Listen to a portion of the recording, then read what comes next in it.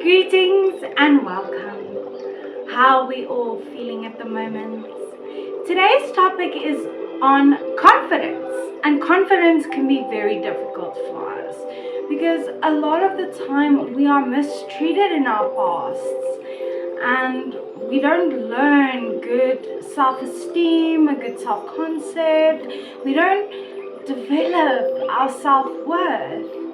And because of that, we lack confidence, not only in how we look, but on the inside, who we are.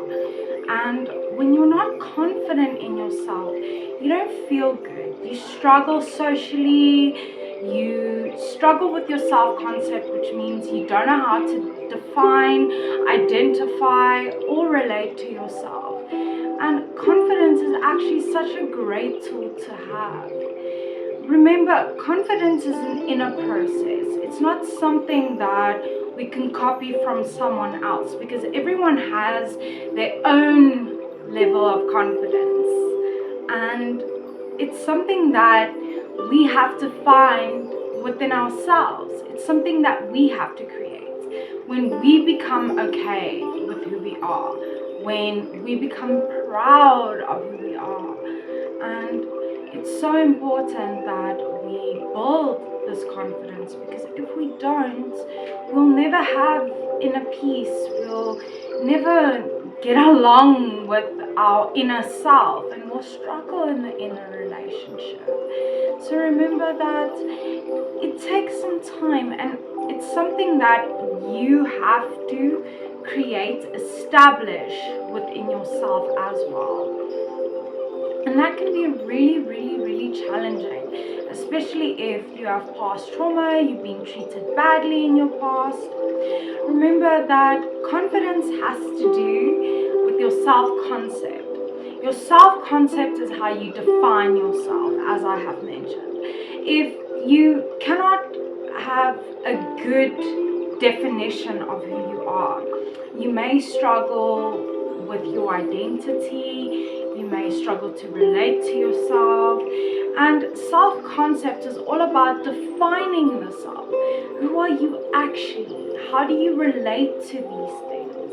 And it's so important that we build our self-concept because if we don't build our self-concept, we can't build our self-image, we can't build our self-esteem, and we can't build a sense of self-worth. So it all has to do with who are you as a person? What makes you you? How do you define that person? Are you friendly? Are you loving? Are you kind? And then your limitations as well. So it's very important to know these aspects of yourself in order to develop your self-concept. Remember that confidence affects self-esteem directly. If you have a low self-esteem, you won't have confidence. If you don't have confidence, you'll have a low self-esteem. And your self-esteem is how you feel about yourself. If you cannot be strong and confident within yourself, then you don't feel so good about yourself because you haven't learned how to establish yourself. And it really does affect how you feel about yourself when you don't have confidence because you become really critical and you don't see your amazing qualities and your amazing strengths. The thing is with confidence, it's one of those things that you have to reinforce and learn by yourself. And sometimes we have to practice and fake. Well, not fake, but we have to practice and act like we have confidence. And the more you reinforce that over and over and over, the more it will stick. So if you emulate confidence within you, then it will stick after a long period of time or a certain period of time of you just constantly reinforcing it the whole time. And sometimes we have to sort of force these things in order to become more receptive to these things and to be able to project and act on these things. And the amazing thing about confidence is it's so good for your relationships, so good for your social life, and it's great for meeting new people with connection and making new connections. Remember, confidence attracts healthy people. People who themselves have a strong form of confidence, people who have good self-esteem. And it's great that you attract people like that, because that's going to motivate you to make it stick even more. And it's also amazing when you are extending your confidence towards other people. You're going to attract people who are constructive and conducive to your growth. So you will attract less toxic people in your life, and you'll start attracting people with sort of a similar vision and that have the same mindset, which is the growth mindset. And confidence is the opposite of social anxiety. Social anxiety is the fear of being judged, the fear of being embarrassed, and it does cause a lot of panic within the nervous system, because when you are in a social situation, you feel like you are in danger, and that's what breaks your confidence down even further.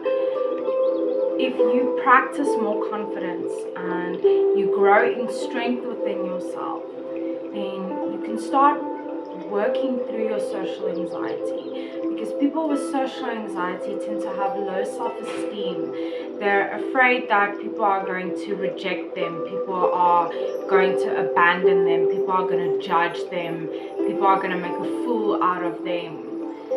So it's something that's very difficult to build, especially when you are suffering from social anxiety. But a better self-image facilitates confidence. When you have a better view of yourself, you look at yourself and you say, I'm satisfied with who I am and I think I'm beautiful inside and out, then you will start building more confidence. It's almost like self-acceptance of what you look like and how you view yourself as well. Self-care breeds self-respect, which helps build confidence. If you're looking after yourself, then you may feel like you're worth a little bit more, because you're putting that effort into yourself, and that's what helps you build your self-respect. And then when that starts building up, then you can start building your confidence upon that foundation. Remember, if you look after yourself, you'll feel good within yourself, and if you respect yourself, it will be a bit easier to build confidence, because you trust and rely on yourself more. And confidence is so amazing with our connections with others, because it radiates and it affects others directly. People may feel a little bit more comfortable with you, people may feel a little bit more open with you, and people might just want to talk to you, because when you have confidence, you learn a bit more about communication, and it's something that makes people feel good. And it's something that you should always spread, and you should always try and incite within someone else. Confidence has to do with a positive mindset. If you have a negative mindset about life, about yourself, about your relationships, about your past, then it's going to be really difficult to build confidence. Confidence comes from a place of, I know I have my flaws, but I'm courageous enough to embrace my strengths and to challenge myself every single day.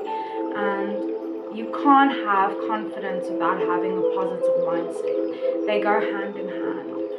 Remember, confidence is something that we should always practice because it's so good for the sense of self, and it affects people in amazing ways that we don't always expect.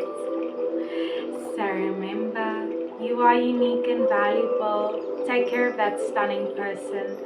Stay strong wherever you're from. You are worthy.